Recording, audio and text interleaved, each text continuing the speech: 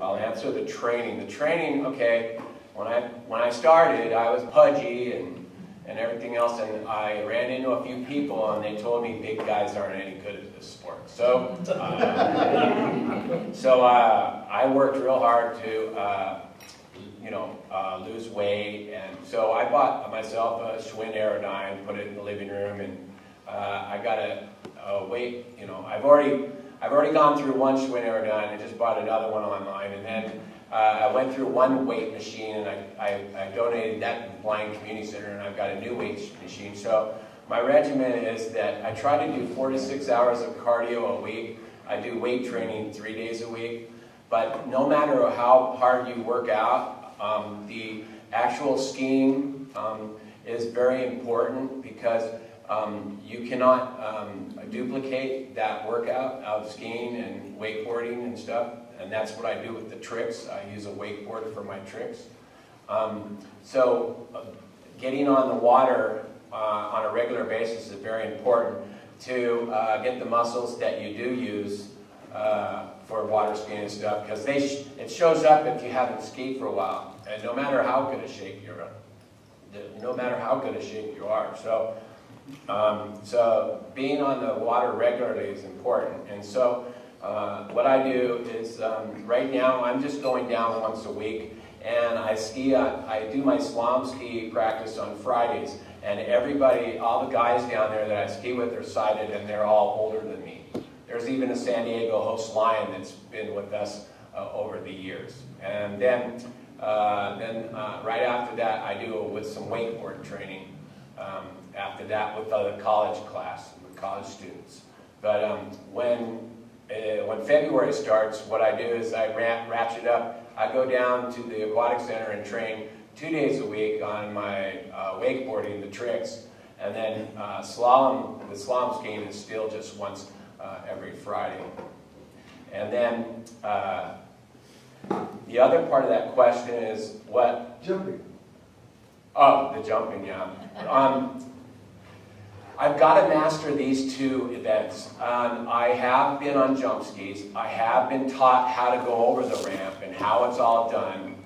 What they do is you have another skier next to you, and he guides you to the ramp and aims you to the spot, and he counts down 500, 400, 300. And when he gets to 100, it's called knees, trees, and freeze. That means your knees are bent, you're on the balls of your feet, you're going to avoid the crush of the ramp, you're staring straight at the trees, don't look anywhere else but straight, and freeze in that position, and then you go over.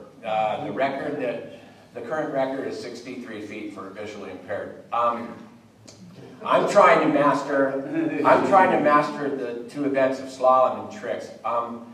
I've recently found out, I've got arthritis, at my age. I'm 54 years old, so arthritis is attacking the spine here and there, and so jumping is probably a bucket list thing. It's a bucket list deal, because I will go over a jump one time before, But right now I just don't want to risk the work I've been doing with the two events that I'm getting pretty darn good at. I believe I'll be able to grab gold from the guy that beat me this year. I think I can grab gold on tricks next year, but slalom is a lot of work. He holds the world record in slalom. So that is, and the benefit of the training that I've done is really helped me with my health and emotional health and psychological health. So really, I'm a big proponent of exercise. It's the key to life, and we don't always have time for it, but I make time for it. I get up like 2 in the morning and make sure I get my workout done before the day starts. Last year you learned? Scott, the case in which you were victimized, where did that occur? La Quinta, California, July 4th, 1993. And there was 4 perpetrators, 1 in the car, 1 outside the store, and 2 in the store.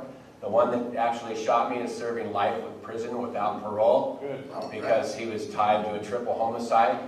that he committed 2.5 months earlier, but he was never convicted of shooting me because we were trying to get the death penalty. But so he's serving life in prison without parole. The other shooter that shot the customer that was in the store, I go back and visit him.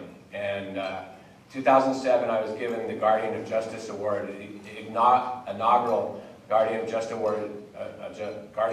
Award in Riverside County for going to the parole hearing and making sure that this violent criminal doesn't get out. And I just visited with him this year and he got 5 more this year too. So. All right. 5 months of summer?